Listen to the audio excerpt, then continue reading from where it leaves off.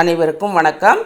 ஒரு வடைச்சட்டி வச்சு எண்ணெய் ஊற்றி கடுகு போட்டு ஒரு ஸ்பூன் வெள்ளை உளுந்து கடலைப்பருப்பு சேர்த்துட்டு 2 பெரிய வெங்காயம் பொடிசாக கட் பண்ணி சேர்த்து கூடையே 3 பச்சை மிளகா கொஞ்சமாக ஒரு கொத்து கருவேப்பில் சேர்த்து ஒரு 4-5 பல் பூண்டையும் சேர்த்துட்டு ஒரு தக்காளியும் சேர்த்து வதக்கி விட்டுட்டு ஒரு கைப்பிடி முந்திரியும் ஒரு கைப்பிடி நிலக்கடலையும் சேர்த்து கூடையே 4-5 பீல்ஸை பொடிசு கட் பண்ணி சேர்த்துட்டு ஒரு கேரட்டும் கொஞ்சமாக குடமிளகாயும் சேர்த்து எல்லாம் சேர்த்து வதக்கி விட்டுட்டு ஒரு தக்காளியும் சேர்த்து வதக்கி விட்டுட்டு நம்ம மஞ்சத்தூளும் உப்பையும் சேர்த்து ஒரு பரட்டி விட்டுட்டு ஒரு 2 ஸ்பூனு பிரியாணி மசாலாவையும் சேர்த்து பச்சை வாசம் போக மட்டும் பரட்டி விட்டுட்டு 1.5 கப் ரவையை அதுலேயே சேர்த்து நல்லா வாசம் வர வரையில் வறுத்து எடுத்துக்கிட்டு பக்கத்தில் 1க்கு 2ங்கிற அளவுக்கு சுடுதண்ணி வச்சுருந்தேன். அதை எடுத்து சேர்த்து ஒரு 5 நிமிஷம் அப்படியே மூடி வச்சுருந்தேன்.